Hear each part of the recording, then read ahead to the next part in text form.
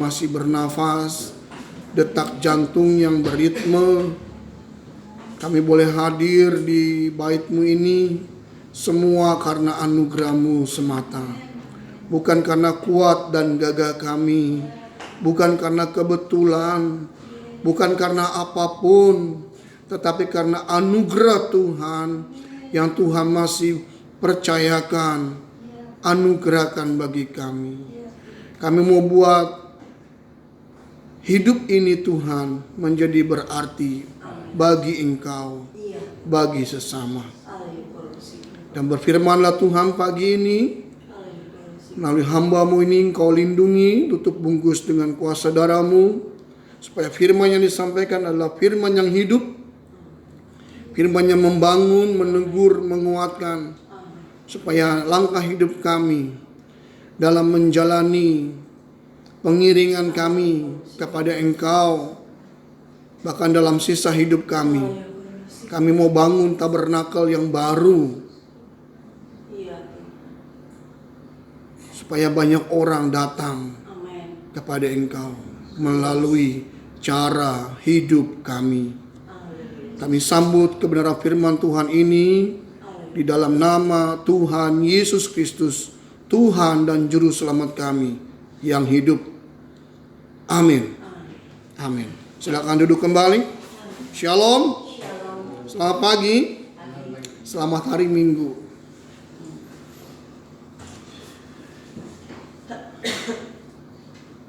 Pagi ini temanya membangun tabernakel di tengah generasi. Membangun tabernakel. Sesuai dengan nama gereja ini kan, Gereja Bethel Tabernakel. Tabernakel itu di dalam perjanjian lama bongkar pasang. Betul ya? Bongkar pasang. Seiring waktu perubahan itu menjadi sangat radikal. Ketika mereka membangun bait Allah. Singkat cerita, bait Allah itu runtuh karena proses penjajahan, proses kesalahpengertian dan secara politik, bahkan sudah karena nubuatan, dia harus runtuh. Dan bait Allah itu di dalam perjanjian baru bentukannya tidak sama seperti masa kini. Kalau masa kini bentukannya banyak macam. Ada yang bentuknya ruko, ada yang bentuknya bangunannya megah sekali seperti istora, begitu kurang lebih. Ada beberapa gereja yang bentuknya seperti kayak istora loh. Wah, Bapak Ibu kalau sudah masuk ke dalamnya luar biasa ya. Sore nanti saya pelayanan di PIK. Itu gereja cukup besar juga. Jadi ada 4 atau 5 lantai itu. 2-3 ruko loh nggak salah. Besar sekali. Naiknya saja pakai lift. Bisa sih ada anak tangga juga. Luar biasa. Karena beban biayanya itu cukup besar, maintenance-nya. Orang mau menjadikan bait Allah itu dengan macam-macam proses, dengan macam-macam tujuan. Jadi kalau kita melihat di tengah perubahan zaman yang bergerak sangat cepat ini Bapak Ibu, manusia hidup modern dalam dunia yang penuh dengan teknologi, informasi, dan kompetisi, persaingan.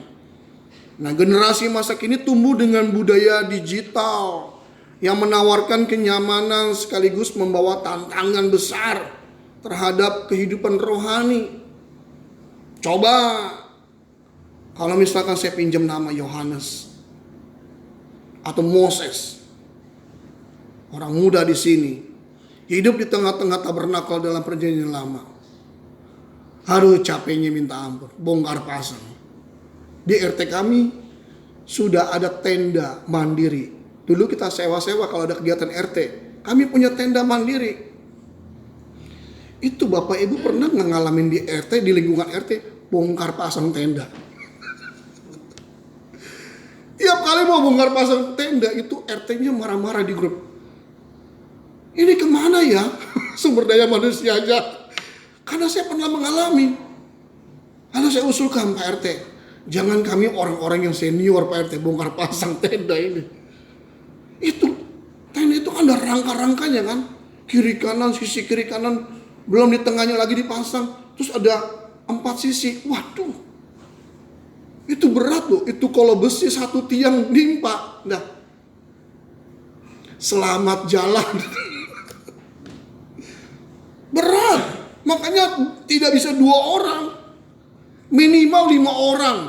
Jadi satu tiang itu mesti pegang 2 orang, 2 orang, satu lagi untuk menaikkan di sisi kirinya tuh atau tengahnya tuh untuk menjepit, mengunci. Nanti pasang lagi tuh. Kalau bisa 10 orang. Cuma 5 itu terlampau sangat mendekati. Ya kalau tidak ada orang. 3 orang nggak bisa. Itu berbahaya sekali. Minimal 5 orang. Jadi kalau saya umpamakan tadi saya pinjam nama Yohanes Moses pasang tiang itu di zaman perjanjian lama. Dulu nggak ada besi kali ya. Mereka pakai apa? Oh kayu patok begitu. Pasti berat pada zaman itu bongkar pasang. Apalagi ketika mereka harus ya menjelajahi padang pasir. Karena tegar tengkuk mereka. Mereka menginginkan kehadiran Allah, Elohim Yahweh di tengah-tengah mereka. Nah kalau masa kini, generasi masa kini tumbuh dengan di tengah budaya digital, era disrupsi lah bahasa kerennya, era disrupsi. Semua serba teknologi. Ya, hari ini isi worshipnya ada kendala. Teknologi kalau nggak dipersiapkan begini, isi worshipnya kendala. Waktu pelayanan saya, penggembalaan saya waktu lalu, ibadah mulai jam 6 sore, jam 18. Saya sudah datang jam 1. Isi worship saya beresin, kursi, saya sapu ngepel dulu. Itu sudah lama loh. Saya jadinya waktu lihat isi worship nih, wah ini saya dulu nih. Nggak pernah ada kata gagal. Seminggu sebelumnya saya sudah siapkan lagu-lagu itu. Saya tanya WL-nya, lagu-lagunya apa? Gambar-gambarnya setiap kali tampilan itu berbeda-beda. Wow, ada yang bergerak, ada yang diam, tapi menarik. Karena resolusi gambarnya cukup bagus. Dan itu seminggu saya persiapkan, saya masukkan. Jadi begitu lagu satu lirik tampil, nanti lirik yang kedua beda lagi gambarnya. Wow, itu semua teknologi. Dan saya sudah melakukan itu bertahun-tahun. Karena itu bagaimana kita mau menghadirkan tabernakel di masa kini? Berat Bapak Ibu. Dulu gak ada isi worship. Dulu gak ada kursi lipat. Dulu gak ada bentuk bangunan gereja dan ada AC. Panas. Karena teriknya matahari pada waktu itu panas. Tapi mereka bangun tabernakel. Yang paling berat adalah membawa perkakas. Ada apa saja perkakasnya? Nanti bisa disampaikan oleh Bapak Gembala di tengah-tengah ibadah minggu. Saya tidak mau sampaikan di sini karena cukup panjang ini materinya. Semua ada, mulai dari pelataran sampai masuk ke ruang tengah, sampai ke ruang dalam, semuanya ada dan tidak boleh salah. Dulu nggak ada ini, mimbar, nggak ada kotak persembahan, nggak ada ruang sajian seperti di beberapa gereja yang ada di mall, ada ruang sajian. Jadi begitu masuk, pernah salah satu gereja merasa hadir karena diundang. Itu begitu hadir, welcome. Waktu itu tahu welcome ya, selamat datang. Selamat datangnya itu bukan selamat datang, enggak, bukan jabat tangan, tapi ada meja sajian. Silakan Pak Pendeta, makan dulu. Ini dalam hati saya, kalau sekarang saya makan, di dalam saya tidur. Ngatep ini makanan tidak 1-2 macam. Saya nggak foto waktu itu, buat kenang-kenangan. Ini gereja luar biasa. Oh panas. Masuk ke dalam Pak Pendeta, ada ruang tunggu di dalam. Begitu saya masuk ke dalam, diantarin. VVIP tulisan di pintunya, VVIP. Siapa saya ini sampai VVIP, bukan VIP loh. Masuk Pak Pendeta. Jangan di sini, saya langsung ke ruang gereja. Belum bisa Pak Pendeta. Belum waktunya. Oh belum waktunya. Masuk ke VIP, masuk ke VIP. Buset, di dalam. Sajian yang kedua Bapak Ibu, itu meja di dalam itu banyak sekali makanan. Saya cuma makan pisang waktu itu 2 kali. Karena terus diojokin apa dia malah pokoknya dijamu. Ayo Pak Pendeta makan. Nggak enak hati saya. Ini kalau saya makan nanti ya, tidur saya nanti. Karena kekenyangan. Udah saya pisangnya saya sikat buah. Kan buah kan kalorinya sedikit. Kopi, enggak, saya enggak ngopi. Pengen juga ngopi, karena saya juga jago ngopi. Enggak, saya minum air putih saja. Sikat lagi pisang 2 kali, karena terus ditawari. Zaman dulu mana ada.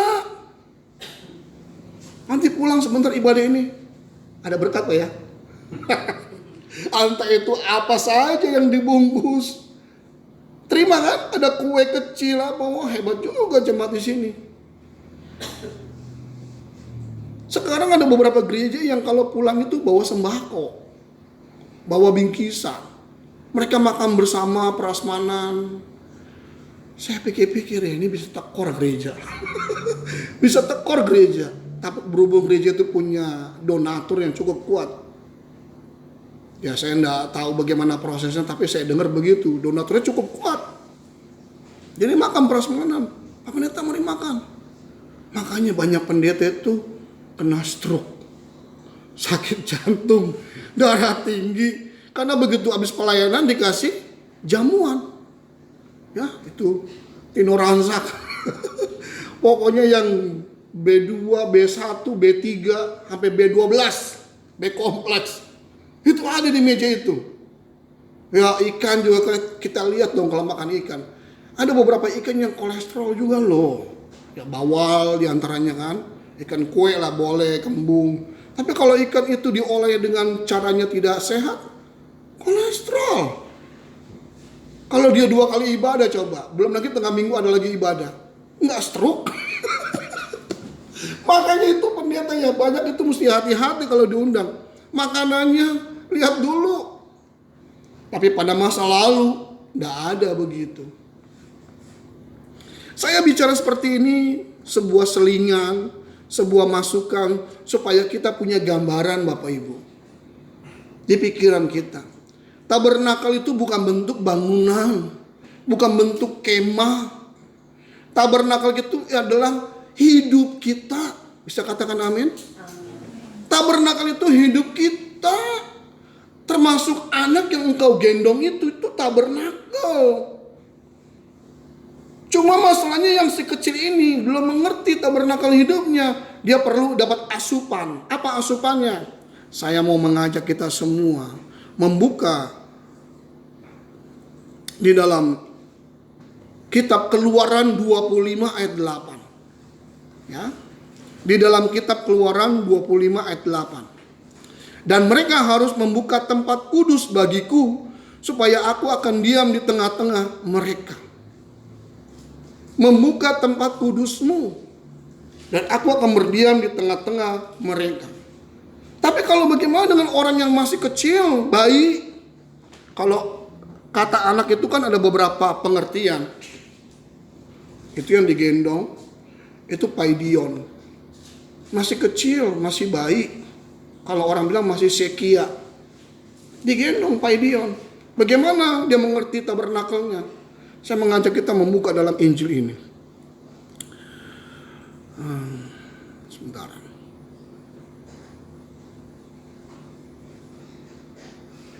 Ulangan 6 ayat 6 sampai 7. Bapak Ibu tahu dong ayat ini, pasti pernah mendengar ya, pernah membacanya. Ulangan 6 ayat 6 sampai 7. Ayat ini menegaskan pentingnya pewarisan iman. Nah bayi, anak-anak, masih remaja, dia belum mengerti, itu mesti diwariskan. Siapa yang mewariskannya? Jemaat tuh pulang Pak. Siapa yang mewariskannya? Orang tua. Bagaimana caranya? Ulangan 6 ayat 6 sampai 7. Apa yang kuperintahkan kepadamu pada hari ini haruslah engkau perhatikan. Haruslah engkau mengajarkannya berulang-ulang kepada anak-anakmu. Berulang-ulang di kalimat selanjutnya. Baik waktu duduk, berjalan, makan. Betul enggak? Berulang-ulang ajarkan firman. Jangan sementara itu orang tua sibuk main gadget, sibuk dengan pekerjaan, sibuk urus rumah tangga, anak-anak biarin. Apalagi udah gede, puji Tuhan udah gede, kamu mandiri ya. Nggak bisa begitu. Sampai dia berkeluarga, kau lepas. Begitu dia berkeluarga, kau lepas. Bahkan begitu dia sudah berkeluarga pun terus di reminder, jangan lupa datang ke Tuhan. Betul enggak? Bagaimana keluarga kamu? Siapa yang nanya? Bukan tetangga. Kalau tetangga yang bertanya itu kepo. Kalau orang tua tidak, bagaimana kabar istri kamu? Bagaimana kabar suami kamu? Itu orang tua yang bertanya. Mertua yang bertanya. Papa mama udah makan belum? Saya bertanya, anak. Tapi kalau masih paidion dia nggak ngerti. Papa mama udah makan, sakit atau tidak, masa bodoh. Yang penting dia happy. Tapi kalau dia diwariskan dengan firman, warisan kebenaran, dia akan bertumbuh dan menjadi tabernakel yang hidup, yang berkenan, yang tiap hari pegangannya bukan gadget. Pegangannya apa? Firman-Mu Tuhan, pelita bagi kakiku, terang bagi jalan-jalanku. Ini enggak, karena enggak ada warisan firman, enggak kuat. Yang dipegang tuh handphone, gadget. Gadget tuh banyak macam, bisa tablet, bisa laptop, bisa internet dalam arti yang luas. Bapak Ibu Saudara yang dikasihi oleh Tuhan, warisan iman tidak otomatis diberikan. Maksudnya otomatis dapat berlaku, dapat dikerjakan secara otomatis. Tetapi harus melalui pengajaran yang terus menerus. Supaya menjadi teladan. Banyak orang tua kan gak menjadi teladan. Dia bilang sama anaknya, kau gunakan uang dengan sebaik-baiknya ya. Tapi yang di tangannya apa? Rokok. Lah papa aja menggunakan uang tidak bermanfaat. Begitu mungkin dalam hatinya. Tapi karena berhubung dia takut dengan orang tuanya, dia diam. Orang tua semau-maunya hidup. Jangan ngatur orang tua. Dia gak bisa menjadi teladan, contoh bagi anak-anaknya. Tabernakelnya rusak. Saya bisa katakan ini karena ada warisan yang khususnya mama. Kalau papa tidak terlampau, tapi mama saya almarhum. Dari sejak kecil saya selalu dibawa untuk ibadah kaum wanita. Kaum wanita. Saya mulai mengerti arti menyembah, duduk, kemudian berlutut, berdoanya. Mengerti. Menyembah. Ya tidak sempurna pada waktu itu, tapi saya diajar itu. Dan saya mengerti sampai hari ini. Ada peninggalan-peninggalan pewarisan yang tidak terlupakan di dalam otak saya, kepala saya. Khususnya yang saya pelajari sebagai tenaga pendidik, orang-orang yang backgroundnya pernah sekolah minggu, dia lebih cepat bertumbuh di dalam iman daripada orang yang tidak pernah sekolah minggu.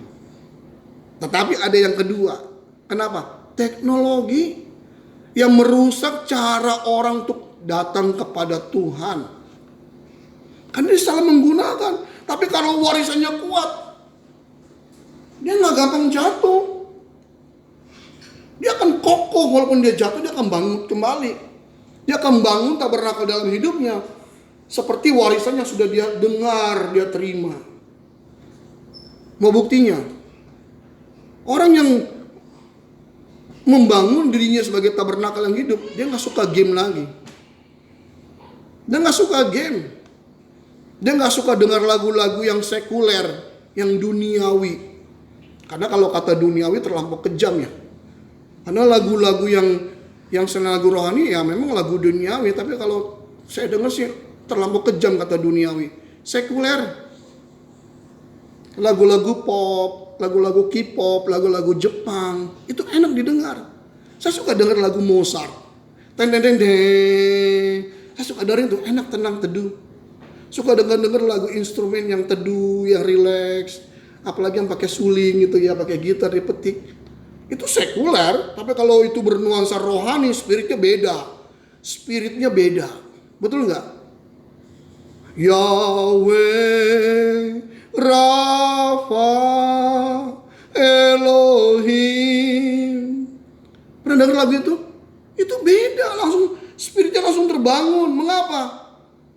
Secara tidak sengaja saya pernah melihat sebuah konten orang menjelaskan bahwa di dalam darah kita ini, di dalam DNA kita ini, ada beberapa angka-angka yang kalau disusun, dirapikan secara medis, itu bentukannya ada huruf dalam bahasa Ibrani disatukan YHWH. Jadi ada DNA Allah. Maka ketika kita mendengar hal-hal yang berhubungan dengan rohani, spirit kita langsung bangun, betul nggak? Tapi kalau tidak, ya memang sudah mati rohnya. Kenapa? Terlampau sekuler, terlampau duniawi. Makanya kita mesti membangun mesbah itu kembali. Bangun. Biar kita ikut KKR 100 kali. Kalau roh kita nggak dibangun, kita sendiri yang mau, nggak bangun, tabernakelnya mati. Apalagi cara hidup kita yang nggak benar, udah rusak tabernakelnya. Dulu pernah saya ibadah, diundang pelayanan, saya udah duduk di depan nih. Kan mata saya kan kemana-mana kan kalau lihat dah, agak kepo juga lihat. Di bawah pemain musik itu ada botol bekas minum kosong sama tisu. Kenapa itu bisa ada di situ dan orang nggak apa namanya? Apa ya bahasa ya Pak ya? Orang nggak ngeh gitu loh.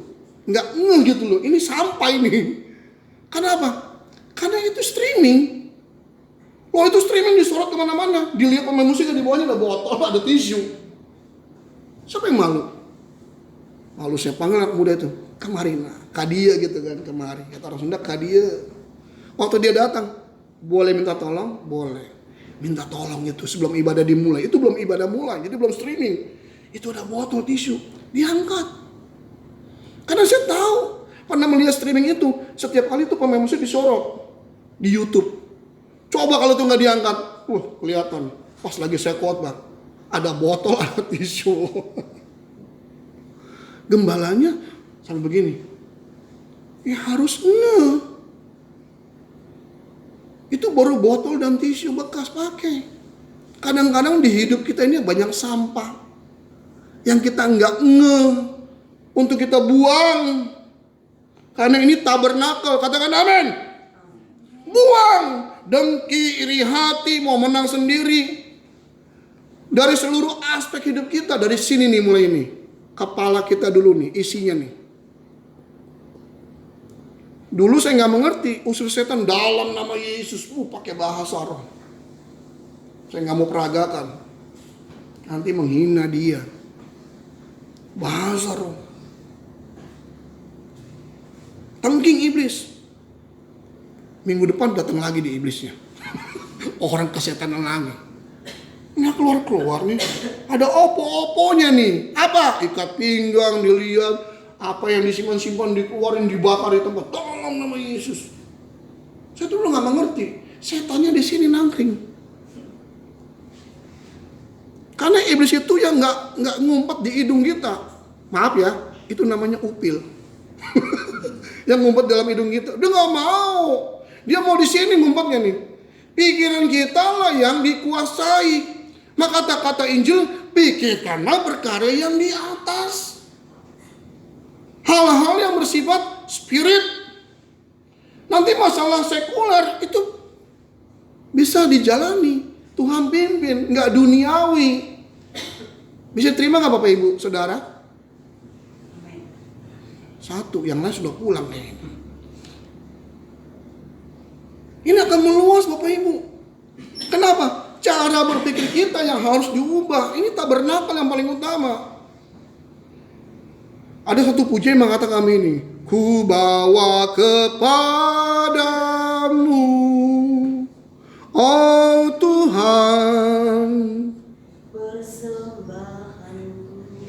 Ini mau tanya ya, apa sih yang dipersembahkan? Tubuh ya, tubuh, jiwa, roh. Aduh, sedap. Ininya nggak dipersembahkan. Kasihilah Tuhan Allahmu dengan segenap hatimu dan dengan segenap apa kalimat berikutnya? Ini yang nggak dipersembahkan. Kebanyakan orang, ini aku Tuhan, utuslah aku. Ininya enggak. Mana Tuhan mau terima raga doang? Tuhan mau terima ini juga. Kenapa? Dari sinilah hidup kita, cara berpikir kita untuk mengasihi Tuhan dengan benar. Bagaimana menyembah dalam roh dan kebenaran? Di sininya juga benar. Kalau firmannya nggak benar, sesat. Ini pun juga sesat. Sesat tubuhnya. Ini diungkapkan loh Bapak Ibu. Contoh begini ya. Orang rajin ibadah, rajin pelayanan. Tapi contoh nih, mulutnya itu loh, cangkemnya itu loh, jahatnya minta ampun. Saya punya beberapa orang ya, saya nggak mau sebut namanya. Kalau saya sebut bisa menghakimi. Hanya saya yang tahu. Bahasa rohnya jago dia. Kalau bahasa roh saya dengerin. Ini bahasa roh, bahasa dari mana ya ini? Nggak ngerti juga saya, karena nggak bisa menerjemahkan kan. Roh Kudus yang bisa tahu itu. Saya tidak menyudutkan, tidak menganggap remeh, tidak. Bisa ganti-ganti bahasa roh dia. Luar biasa. Tapi sesudah bahasa roh itu kalau ngomongnya pedesnya level 10. Kalau udah bentrok sama orang, paling jago dia kalau bentrok sama orang.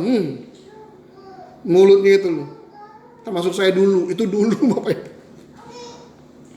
Mulutnya jahat. Ngomong sama orang itu pedas.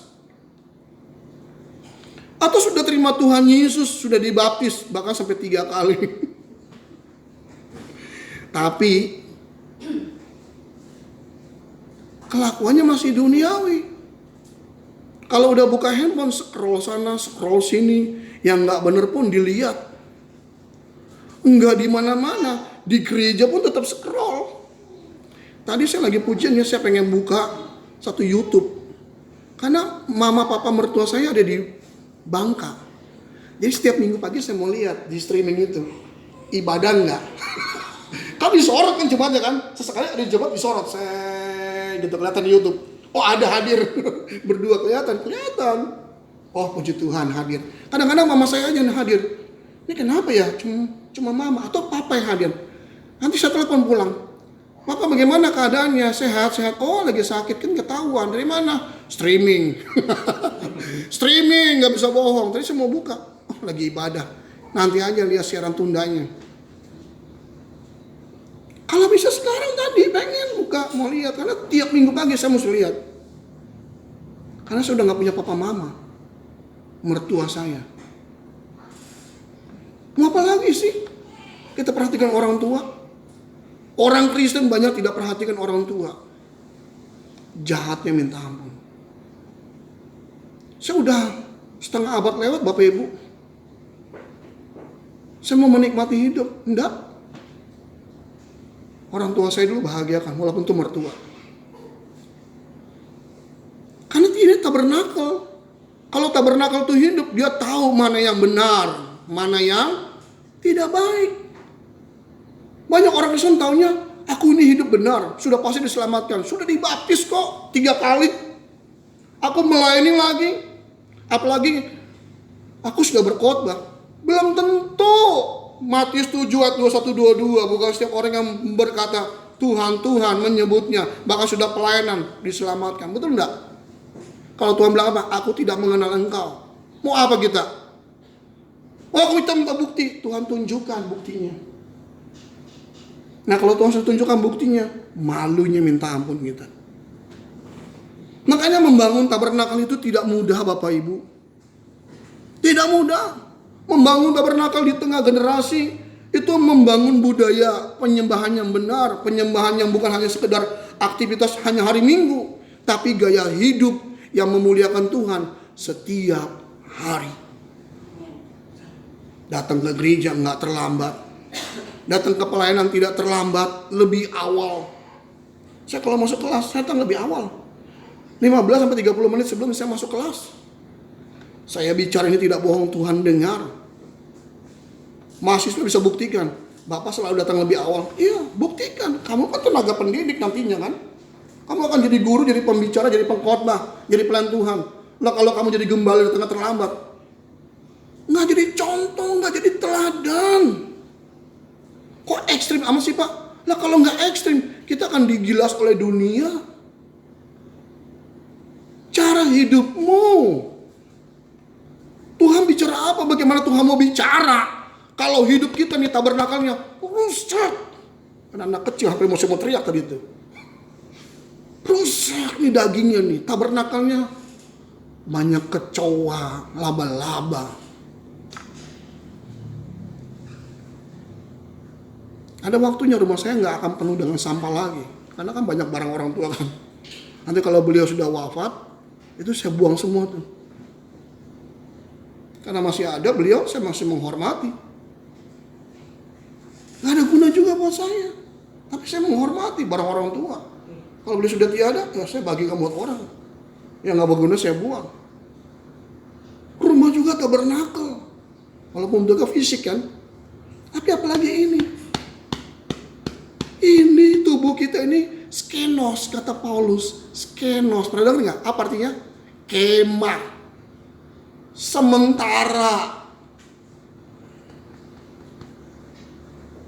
nanti bisa mati. Mau kita puaskan dengan bir, dengan anggur. Saya sesekali beli anggur Bapak Ibu, beli bir untuk ya kesehatan ginjal juga. Betul. Tapi enggak tiap hari minum bir. Rusak ginjal. Minum manis boleh, tapi jangan tiap hari minum manis. Rusak ginjal. Rusak kesehatan kita. Kenapa? Apa yang kita makan, ini kita sudah menjaga tabernakel kita. Yohanes pasal 4 ayat 23. Dari Injil Yohanes pasal 4 ayat 23. Yesus berkata bahwa Bapa mencari penyembah dalam roh dan kebenaran. Arti perkataan ini bahwa harus dari diri kita ini memiliki pengertian yang benar tentang Tuhan itu. Ini kan lagi rame nih di YouTube lagi rame lagi. Tentang monoteisme, tentang trinitas. Gereja-gereja tidak percaya tentang trinitas, tritunggal, sesat. Kebalikannya.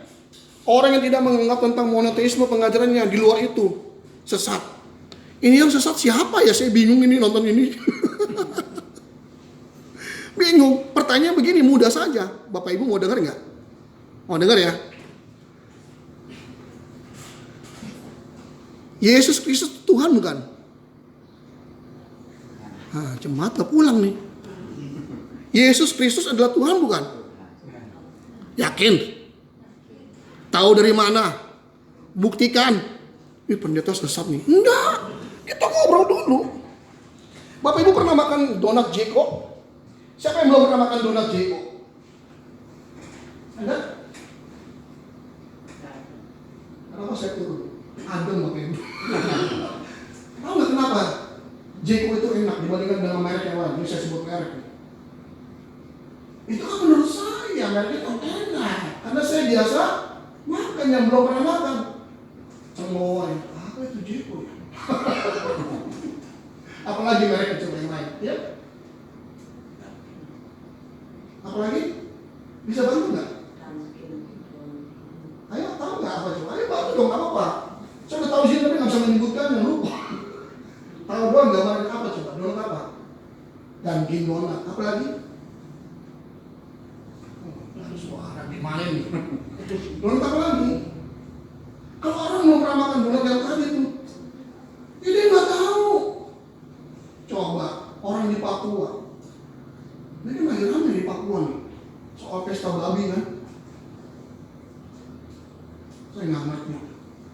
Saya melihat aku kerusuhan aja. Kemudian mereka berontak di sana. Saya baru terbuka pikiran. Oh selama ini OPM itu ya operasi Papua Merdeka. Mereka tuh memberontak bukan karena apa-apa, karena tanah mereka diambil. Baru terbuka pikiran saya dengan film itu. Berontak berapa ya? Ada kami di YouTube. Tadi pagi saya lagi dapat, yang semalam saya dapat dari orang Papua di sana, kirimkan, sudah di take down YouTube-nya, nggak boleh di beredar. Pagi-pagi saya belum ibadah, saya buka lagi, dapat lagi yang baru. Kalau orang sana belum pernah makan donat, mereka mana mengerti donat? Apa tuh donat? Betul nggak? Sama pertanyaannya, kita tahu Yesus itu adalah Tuhan, tahu dari mana? Pertanyaan yang kedua, buktikan Yesus adalah Tuhan, udah selesai. Oke, kedua saya tahu, ada ayatnya, kasih, secara teologis pintar dia ngomong khotbahnya. Yang ketiga, praktekkan cara hidup Yesus. Banyak orang gagal, pintar ngomong soal teologi, berapologia. Yesus adalah Tuhan, tentang Tritunggal, Trinitas. Cara hidup mau nggak benar. Saya tidak bermaksud menghakimi, saya tidak sebut nama. Cuma capek lihat di YouTube, orang rame mempersoalkan itu. Tapi cara hidupmu tidak seperti itu. Banyak orang Kristen masih korupsi. Banyak orang Kristen cuma di gereja doang memuji Tuhan. Tapi coba lihat dengan ciptaan alamnya. Perhatikan tidak? Kok masih buang sampah sembarangan? Kok tidak perhatikan tumbuhan di rumah? Kami di rumah udah kayak Taman Eden Bapak Ibu. Walaupun gak selebat itu. Tapi adalah tumbuhan. Hidup subur. Berbunga. Katanya sih Kristen. Tapi air masih dicolong. Diam-diam. Listrik masih diakalin. Walaupun sekarang PLN sudah pakai teknologi apa? Pakai digital ya. Bukannya model muter lagi kan. Masih ada. Ada rumusannya. Tapi saya nggak mau kasih tahu. Itu cuma dari orang aja saya dengar-dengar. Ngapain? Nggak masuk surga gara-gara itu. Hanya gara-gara nge-vape, vape. Kan nggak rokok lagi kan, vape. Ini sama saja, tanya Tuhan. Pernah nggak ada orang mau merokok berdoa dulu? Tuhan berkati rokokku ini. Sucikan dan kuduskan seperti waktu kita mau makan. Tuhan kami mau makan. Berkati dan sucikan, kuduskan Tuhan. Nggak ada orang mau merokok. Orang mau merokok, doa dulu.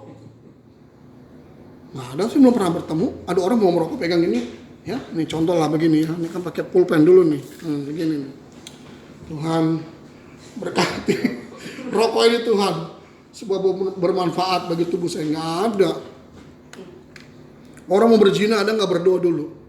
Lipat tangan, tutup mata, dia berlutut dulu di kamar. Tuhan, jam 12 saya mau datang ke simpanan saya.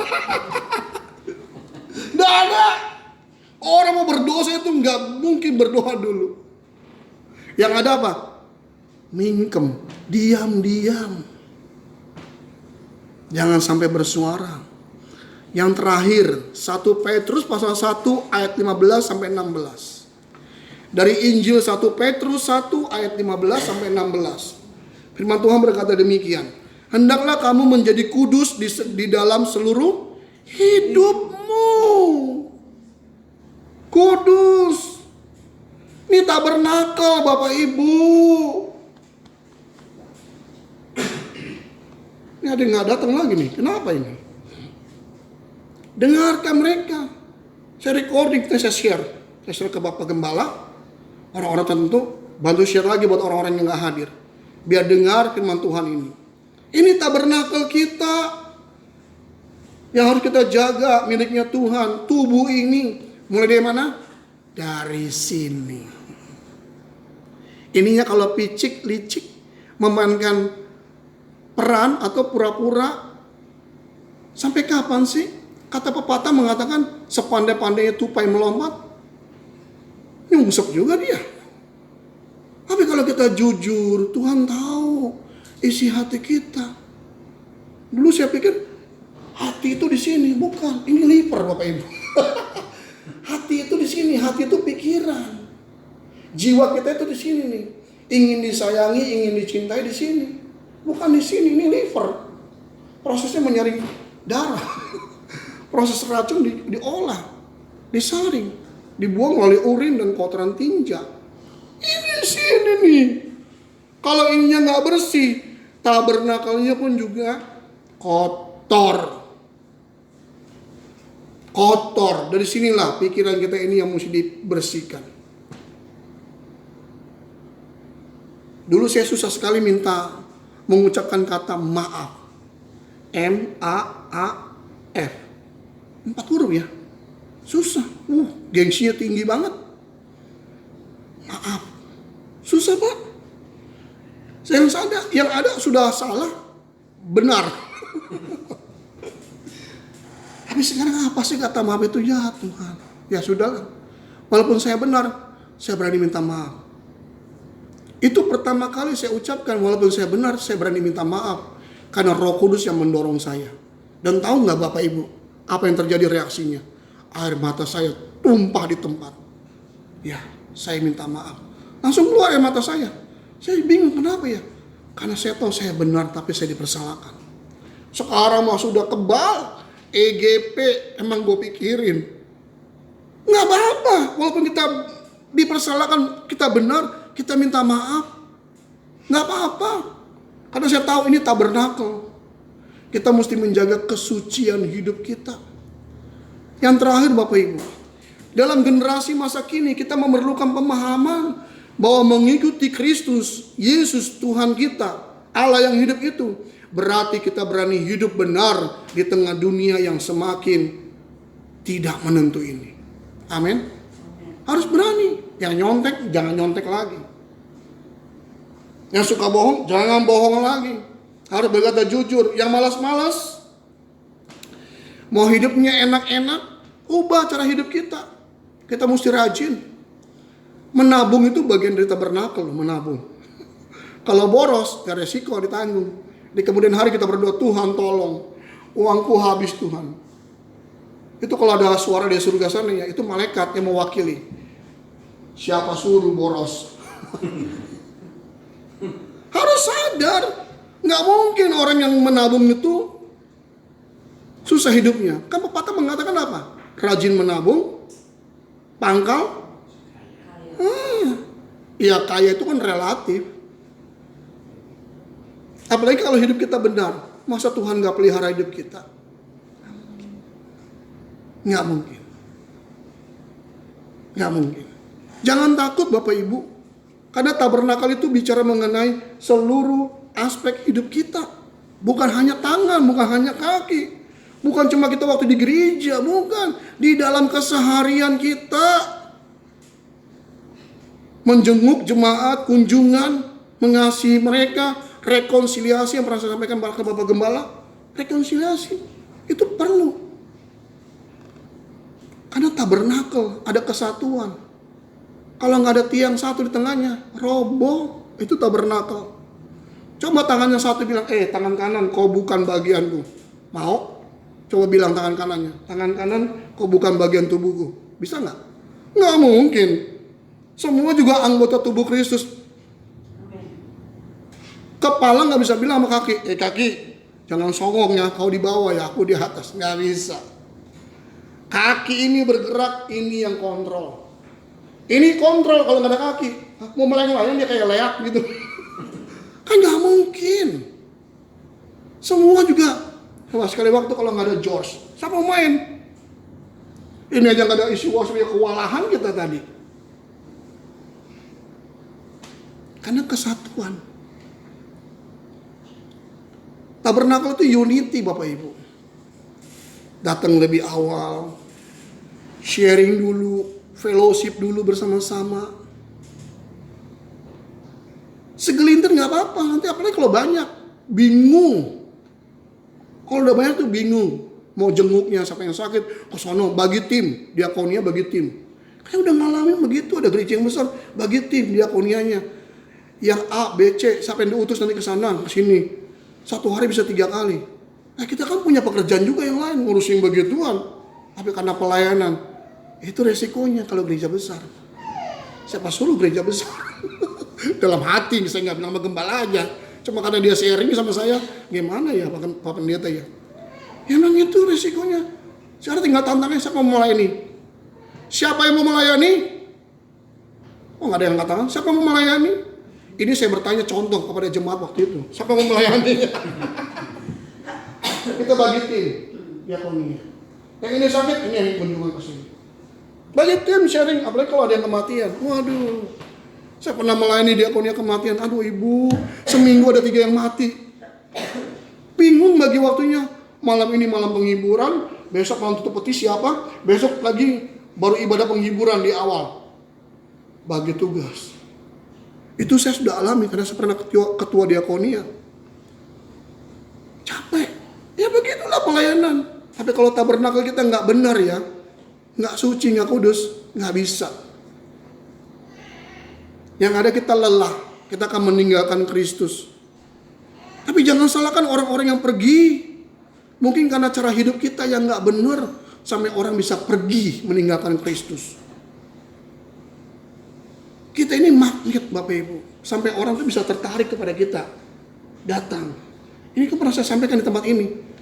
Orang bisa datang kepada kita lalu mengikut dalam ibadah ini. Kenapa? Karena kita bisa menjadi magnet tabernakel. Orang lihat ini cara hidupnya kok beda ya, kok kamu beda ya daripada orang yang lain. Dia akan mengikuti kita. Gambar ini sudah pernah ada di Injil. Siapa? Yesus. Banyak orang mengikut dia, berbondong-bondong, beribu-ribu. Kenapa? Cara hidupnya. Tabernakel itu sudah ditentukan pertama kali, Kristus. Kita lah tabernakel di masa kini. Jadi contoh dalam seluruh aspek kita, perkataan, perbuatan, pikiran, Tuhan akan mengikut, setiap orang akan mengikuti kita dari yang Tuhan pimpin oleh karya Roh Kudusnya dalam hidup kita. Ubah cara hidup kita dan mengikut Yesus, ada harga yang harus dibayar. Amin. Amin.